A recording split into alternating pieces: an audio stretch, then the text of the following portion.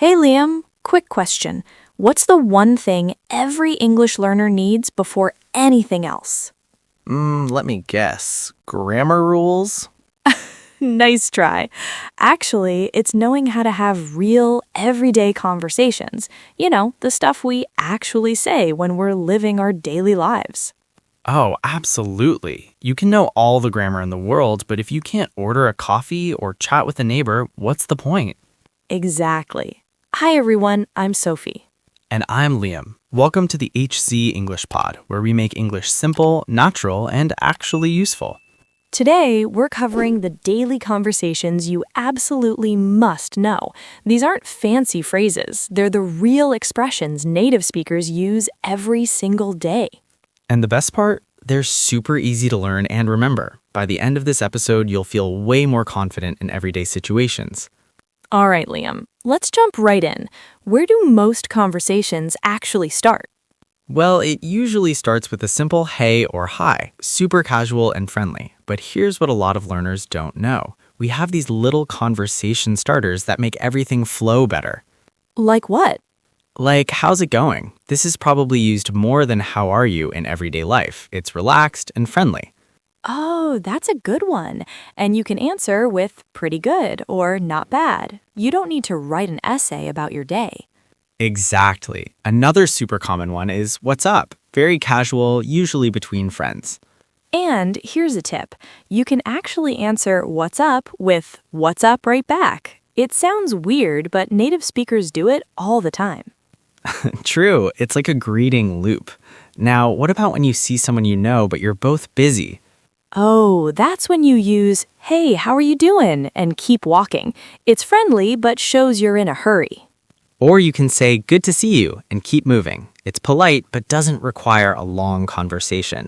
These little phrases are gold because they help you connect with people without feeling awkward.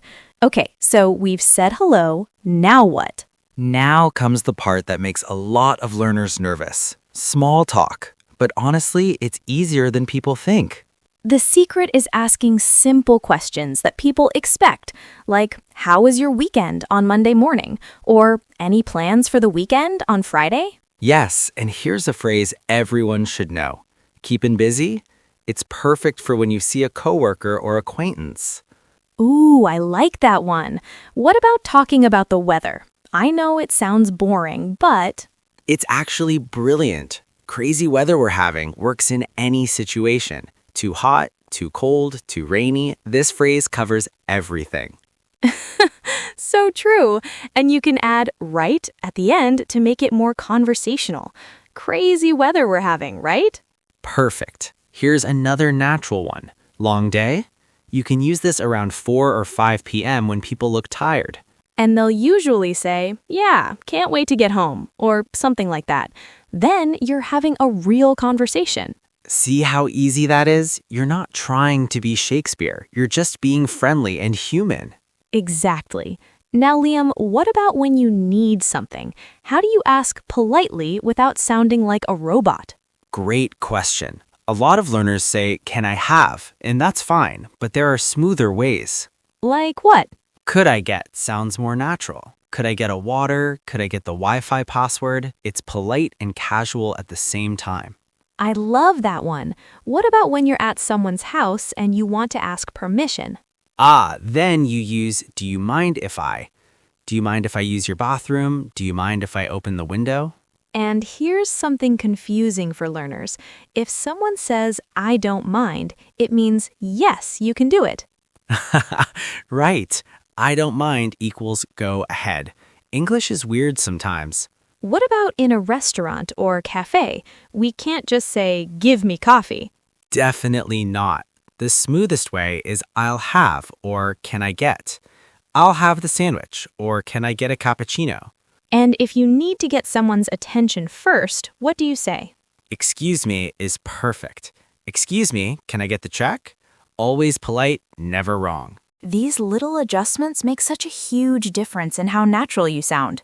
Okay, what about when things go wrong? This is important because problems happen to everyone. First, if you didn't hear something clearly, don't just say, what? What should you say instead? Sorry, what was that? Or just sorry with a rising tone. Much more polite. Or could you repeat that if you want to be extra clear? Yes, and if you don't understand what someone means, you can say, I'm not sure I follow. It's polite and honest. What if you need to correct someone or disagree gently? Use actually, but say it softly. Actually, I think the meeting is at 3, not 2. The tone matters a lot here. Right, you're not being rude, just helpful. What about when you make a mistake? Simple. My bad, or oops, my mistake. Super casual and natural. Native speakers say this constantly. And if it's more serious, I apologize is good, right? Yes, I apologize is more formal than sorry. Use it for bigger mistakes or in professional situations. All right, Liam, let's talk about some specific situations. You're at the grocery store and someone's in your way. What do you say? Excuse me, could I just squeeze past? Super polite and clear. Nice. What if you're on the phone and it's a bad connection? Sorry, you're breaking up. Can you hear me? Breaking up means the connection is bad. Okay, here's one. You're at a friend's place and you need to leave. You don't want to be rude. I should probably get going, or I should head out. Both are polite ways to say you're leaving without being abrupt. Perfect. What about when someone invites you somewhere but you can't go? I'd love to, but I can't make it. Shows you want to, but you're busy. Or I wish I could, but if you want to explain why. These are so useful. What about complimenting someone without being weird? Good question. Keep it simple. I like your jacket, or that's a nice bag. Don't over-compliment. One is enough. And if someone compliments you? Just say thanks or thank you. I appreciate it. Don't deny it or act super humble. Just accept it gracefully. Okay, Liam, we're almost out of time. How do we end conversations naturally? This is where a lot of people get stuck. Right, you can't just walk away. Here are some smooth exits. Well, I'll let you go. This is perfect because you're being considerate of their time. I like that. What else? I should let you get back to it. Works great at work when someone's busy. And with friends? Let's catch up soon, or we should hang out sometime. Friendly, but signals you're wrapping up. What about the classic goodbye phrases? Take care is perfect for anyone. See you around if you'll probably see them again, and have a good one is super versatile. Have a good one is so useful. It works any time of day. Morning, afternoon, evening. Exactly. And if you're leaving work on Friday, have a great weekend, obviously. Obviously. Okay, before we wrap up, what's your number one tip for using all these phrases? Don't overthink it. These conversations are supposed to be quick and natural. Just pick 2 or 3 phrases from today and start using them. I agree. And remember, native speakers aren't judging your grammar in everyday conversation. They just want to connect and communicate. Absolutely. The more you practice these real phrases, the more confident you'll feel. And confidence is everything when it comes to speaking English naturally. All right, everyone, that's it for today's episode. We covered a ton of practical conversations, from saying hello to saying goodbye. Remember to practice out loud. Say these phrases to yourself, use them with friends, use them in real situations. That's how they become natural. And if you found this helpful, please subscribe to the HC English Pod. We release new episodes every week with practical, real-world English. Leave us a comment too. Tell us, which phrase are you going to start using today?